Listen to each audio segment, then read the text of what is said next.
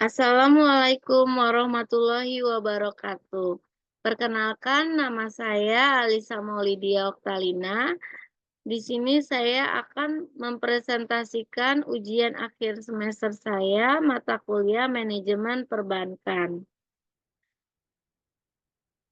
Nah, untuk ujian akhir semester saya, di sini saya mempresentasikan problem solving dan opini atau pandangan serta solusi atas kasus perbankan yang telah terjadi. Nah, saya memilih topik 2 tentang kasus perbankan. Kasus perbankan yang saya pilih yaitu kasus raibnya deposito 110 miliar. Nasabah menduga ada pemufakatan jahat di BNI. Dari Koran Tempo Jakarta, Andi Idris Mengabrani telah mengetahui bahwa Melati Bunga Sombe, pegawai PT Bank BNI atau BNI Kantor Cabang Makassar, Sulawesi Selatan, ditetapkan polisi sebagai tersangka. Melati menjadi tersangka dalam kasus dugaan pemalsuan 9 biliet deposito dengan nilai 110 miliar. Andri, pengusaha properti dan salah satu nasabah yang mengaku kehilangan deposito senilai 45 miliar. Hanya saja Andi tidak percaya bahwa Melati yang hanya sebagai pegawai bagian umum bekerja melakukan pemalsuan ini sendiri. Dimulai dari kasus perbankan yang mungkin terjadi yaitu kasus penipuan. Terkadang kasus penipuan terjadi di sektor perbankan, baik melalui skema phishing online atau kejahatan keuangan lainnya yang menimpa nasabah atau bahkan bank itu sendiri. Pelanggaran keamanan data juga salah satu kasus yang mungkin terjadi di perbankan. Kasus di mana data pribadi nasabah diretas atau dicuri bisa menjadi masalah serius bagi bank atau nasabah. Ini melibatkan serangan cyber, hacker. Ini biasa terjadi belakangan ini. Kemudian, di dalam manajemen perbankan, terdapat beberapa kasus yang mungkin terjadi juga seperti pelanggaran regulasi. Bank Indonesia memiliki peraturan dan regulasi yang harus diikuti oleh bank-bank di bawahnya. Kasus-kasus di mana bank melanggar regulasi tersebut bisa mengakibatkan sanksi dan konsekuensi hukum. Masalah kredit bermasalah, bank-bank sering menghadapi masalah dengan kredit bermasalah, di mana pinjaman yang diberikan tidak dapat dikembalikan sesuai jadwal atau bahkan macet kreditnya. Kasus raibnya deposito mencapai 110 miliar seperti itu harus diselidiki secara menyeluruh oleh pihak berwenang sebelum kesimpulan terakhir diambil. Kasus seperti ini sering kali memerlukan penyelidikan mendalam oleh otoritas yang berwenang, termasuk bank itu sendiri atau badan pengatur keuangan untuk mengungkap kebenaran di balik raibnya deposito tersebut dan mengambil langkah yang sesuai untuk menegakkan keadilan mencegah kejadian serupa di masa yang akan datang. Penyebab terjadinya kasus perbankan tersebut biasanya dipengaruhi oleh pelanggaran keamanan atau penipuan internal. Kasus seperti ini bisa terjadi jika ada pekerja di dalam bank yang terlibat dalam pemalsuan dokumen atau pengalihan dana secara ilegal. Kemudian kegagalan sistem kontrol internal. Jika sistem kontrol internal di bank tersebut tidak memadai, hal ini dapat meningkatkan resiko terjadinya kecurangan atau penipuan. Selanjutnya adalah kerugian investasi atau perdagangan yang buruk. Investasi atau perdagangan yang buruk dan unik. Dan untuk menutupi kerugian tersebut, mereka mungkin menggunakan dana dari deposito nasabah tanpa izin atau melalui tindakan yang tidak etis. Kemudian kerentanan terhadap serangan cyber. Serangan cyber seperti hacking atau pencurian identitas dapat mengakibatkan pencurian besar-besaran uang dari rekening bank. Selanjutnya adalah penyebab terjadinya kasus perbankan, kolusi atau pemufakatan jahat. Ada kemungkinan bahwa beberapa individu di dalam bank terlibat dalam pemufakatan jahat untuk mencuri deposito nasabah. Mereka mungkin bekerja sama untuk mengelabui sistem dan mentransfer dana secara ilegal. Selanjutnya adalah salah satu pengelolaan paling penting dalam dunia perbankan, di samping pemasaran bank adalah pengelolaan terhadap sumber daya manusianya.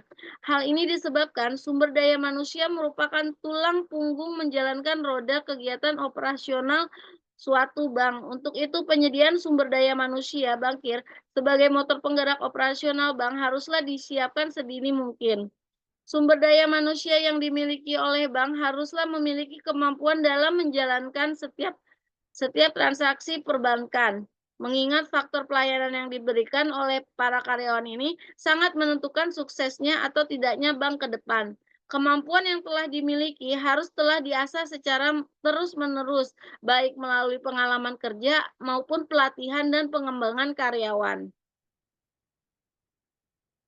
Manajemen sumber daya manusia perbankan adalah kegiatan pengelolaan sumber daya manusia yang ada di bank melalui kegiatan perancangan analisis jabatan, perencanaan tenaga kerja, rekrutmen dan seleksi, pelatihan dan pengembangan, perencanaan karir, penilaian prestasi kerja, sampai dengan pemberian kompensasi yang transparan.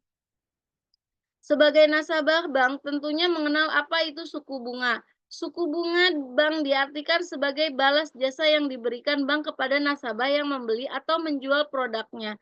Bunga sebagai harga yang harus dibayarkan oleh bank kepada nasabah yang memiliki simpanan dan harga yang harus dibayar oleh nasabah kepada bank jika nasabah yang memperoleh fasilitas pinjaman.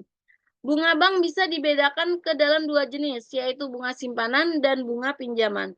Bunga simpanan adalah balas jasa dari bank kepada nasabah atas jasa nasabah menyimpan uangnya di bank. Bunga pinjaman adalah balas jasa yang ditetapkan bank kepada peminjam atas pinjaman yang didapatkannya. Terdapat industri perbankan 5 jenis suku bunga, yaitu suku bunga fix, suku bunga mengambang floating, suku bunga flat, suku bunga efektif, dan suku bunga anuitas. Masuk ke dalam pembahasan. Menurut Undang-Undang Perbankan Nomor 10 Tahun 1998, dijelaskan bahwa bank adalah badan usaha yang menghimpun dana dari masyarakat dalam bentuk simpanan dan menyalurkan dana kepada masyarakat dalam bentuk kredit dan atau bentuk-bentuk lainnya dalam rangka meningkatkan taraf hidup rakyat banyak. Kita juga harus mengetahui apa itu perbankan. Perbankan adalah segala sesuatu yang menyangkut tentang bank, mencangkup kelembagaan kegiatan usaha, serta cara dan proses melaksanakan kegiatan usahanya. Deposito adalah simpanan yang penarikan hanya dapat dilakukan pada waktu tertentu berdasarkan perjanjian nasabah penyimpanan dengan bank. Menurut Undang-Undang Nomor 10 Tahun 1998 tentang Perbankan, Bab 2 Pasal 4, dijelaskan tujuan perbankan adalah untuk menunjang pelaksanaan pembangunan nasional dalam rangka meningkatkan pemerataan pertumbuhan ekonomi dan stabilitas nasional ke arah peningkatan kesejahteraan hidup rakyat banyak. Salah satu kegiatan yang dilakukan bank adalah kegiatan penghimpunan dana, yaitu deposito. Sumber dana bank adalah usaha bank dalam memperoleh dalam rangka dana dalam rangka membiayai kegiatan operasinya. Sumber dana bank merupakan dana yang dimiliki oleh bank, baik yang berasal dari dana sendiri, pinjaman pihak ketiga, atau dana masyarakat. Contoh jenis sumber dana bank dari dana masyarakat adalah simpanan giro, demand deposit, dan simpanan tabungan, saving deposit. Kebijakan pemerintah dalam pemungutan pajak terhadap tabungan maupun deposito yang dikarenakan terhadap nasabah terdapat dalam PPh atas suku bunga tabungan dan diskonto SBI, Peraturan Pemerintah Nomor 131 Tahun 2000, Keputusan Menteri Keuangan Nomor 51 KMK 04/2021. Ojek pemotongan adalah atas penghasilan berupa bunga dengan nama dan dalam bentuk apapun yang diterima atau diperoleh dari deposito dan tabungan serta sertifikat Bank Indonesia, termasuk bunga yang diterima atau diperoleh dari deposito dan tabungan yang ditempatkan di luar negeri melalui bank yang didirikan atau bertempat kedudukan Indonesia atau cabang luar negeri. Deposito dianggap sebagai dana mahal Karena balas jasa yang diberikan oleh bank untuk deposito lebih tinggi daripada produk dana lain seperti giro tabungan. Deposito dianggap dana semi stabil karena jangka waktu penarikatannya berdasarkan kesepakatan. Deposito berjangka diterbitkan atas 21 nama baik perorangan atau lembaga, artinya dalam bilet deposito tercantum nama seseorang maupun lembaga. Deposito berjangka adalah simpanan berjangka yang penarikannya disesuaikan dengan jangka waktu tertentu. Deposito memiliki jangka waktu yang umumnya adalah 1 bulan, 3 bulan, 6 bulan, 12 bulan, dan 24 bulan. Deposito biasanya memberikan balas jasa berupa bunga dalam tingkat bunga yang berbeda sesuai dengan jangka waktu penyimpanan. Pada umumnya, semakin lama jangka waktu deposito berjangka, semakin besar tingkat suku bunganya. Deposito berjangka diterbitkan atas nama, baik atas nama perorangan maupun atas nama lembaga. Deposito berjangka tidak dapat dipindahtangankan atau diperjualbelikan, yang artinya pihak yang dapat mencairkan 21 deposito berjangka hanya pihak yang namanya tercantum di dalam bilet deposito. Sertifikat deposito adalah suatu bentuk simpanan berjangka yang diterbitkan oleh bank yang dapat diperjualbelikan atau dipindahtangankan kepada pihak ketiga. Sertifikat deposito diterbitkan atas unjuk dalam bentuk sertifikat. Pencairan bunga deposito dapat dilakukan di muka baik tunai maupun non-tunai. Penerbitan nilai sertifikat deposito sudah tercetak sebagai nominal dan biasanya dalam bentuk nominal bulat. Dengan demikian, nasabah dapat membeli dalam lembaran banyak untuk jumlah nominal yang sama. Jangka waktu deposito on call antara 7 hari sampai 30 hari. Bunga yang diberikan sesuai dengan negosiasi antara bank dan nasabah dan besarnya bunga dihitung per bulan. Pembayaran bunga dilakukan pada saat deposito memiliki manfaat yang baik dalam pembiayaan aktivitas bank. Deposito berguna untuk memenuhi kebutuhan dana pembangunan yang ditujukan untuk meningkatkan kesejahteraan masyarakat. Kemudian kita masuk kepada kesimpulan. PT Bank Negara Indonesia atau BNI menghormati adanya putusan hukum terkait dengan peristiwa pemalsuan deposito di BNI Kantor Cabang Makassar yang dilakukan oleh saudara MBS. Kasus ini terungkap berkat sistem peringatan dini yang berjalan di BNI sehingga kasus tersebut dapat terpecahkan dengan cepat. Temuan tersebut dilaporkan BNI pada Bareskrim Mabes Polri pada tahun 2021 lalu.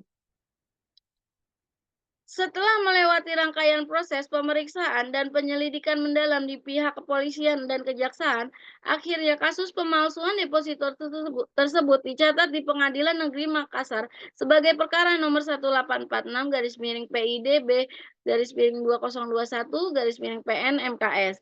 Perkara tersebut telah diputuskan pada tanggal 9 Mei 2022 yang antara lain menghukum saudara MBS dengan pidana penjara 10 tahun dan denda sebesar 10 miliar, subsidi 4 bulan pidana penjara. Perkara tersebut saat ini masih dalam proses banding di Pengadilan Tinggi Sulawesi Selatan. Bank BNI memberikan apresiasi dan ucapan terima kasih atas upaya yang telah dilakukan oleh seluruh aparat penegak hukum. Bank BNI sangat menjunjung tinggi komitmen untuk selalu menjaga kepercayaan yang telah diberikan nasabah kepada BNI. Bank BNI menjamin keamanan seluruh dana nasabah sesuai prosedur perbankan yang berlaku. BNI meminta masyarakat agar tidak perlu mengkhawatirkan setiap transaksi yang dilakukan di BNI sepanjang seluruh upaya mitigasi resiko harus terus terpenuhi. BNI memberikan apresiasi dan ucapan terima kasih atas upaya yang telah dilakukan oleh seluruh penegak hukum. BNI meminta masyarakat agar tidak perlu mengkhawatirkan setiap transaksi yang dilakukan di BNI sepanjang seluruh upaya mitigasi resiko terus dipenuhi. Ketidakstabilan keuangan. Jika bank mengalami masalah keuangan serius seperti kerugian besar, krisis likuiditas, atau kegagalan manajemen risiko, nasabah mungkin kehilangan kepercayaan pada bank tersebut dan memilih untuk menarik deposito mereka. Ini merupakan faktor-faktor yang menyebabkan raibnya deposito nasabah pada suatu bank. Deposito pada suatu bank raib karena ketidakpercayaan terhadap manajemen bank. Jika terjadi skandal atau ketidakpercayaan terhadap kebijakan dan manajemen bank, nasabah mungkin merasa lebih aman untuk memindahkan uang mereka ke bank yang lain. Kemudian yang menyebabkan raibnya deposito nasabah pada suatu bank adalah resiko hukum atau regulatori. Jika bank terlibat dalam pelanggaran hukum atau menghadapi investigasi regulatori yang serius, nasabah mungkin merasa resiko untuk tetap menyimpan uang mereka di bank tersebut. Takut uangnya dibekukan. Ketidakpastian ekonomi dalam kondisi ekonomi yang tidak stabil atau terjadi krisis keuangan secara umum, nasabah mungkin cenderung untuk menarik deposito mereka sebagai langkah perlindungan diri. Raibnya deposito juga bisa disebabkan oleh bunga yang rendah.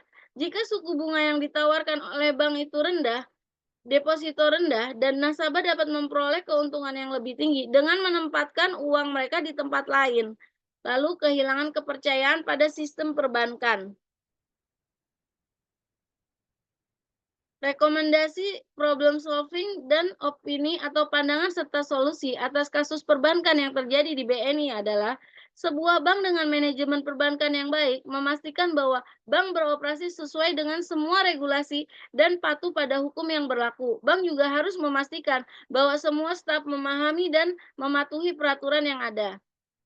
Kemudian, sebuah bank dengan manajemen perbankan yang baik memantau kinerja bank secara teratur dan menyediakan pelaporan akurat kepada pemegang saham, nasabah, dan regulator yang dipimpin oleh individu yang memiliki integritas, kejujuran, dan komitmen untuk menjalankan bank dengan standar yang tinggi.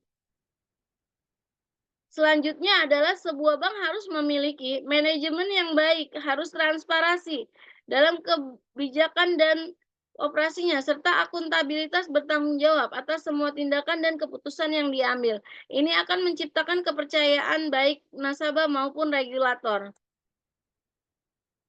Selanjutnya adalah sebaiknya bank menawarkan suku bunga untuk deposito tinggi dan nasabah dapat memperoleh keuntungan yang lebih tinggi dengan menempatkan uang mereka. Manajemen perbankan yang baik memastikan bahwa memiliki kualitas aktiva yang baik, portofolio kredit dan investasi bank berkualitas tinggi, dan sesuai dengan toleransi risiko yang ditetapkan. Ini mencakup pemantauan yang cermat terhadap kualitas kredit, diversifikasi portofolio, dan penyesuaian yang tepat terhadap perubahan kondisi pasar. Demikian presentasi ujian akhir semester saya. Terima kasih. Wassalamualaikum warahmatullahi wabarakatuh.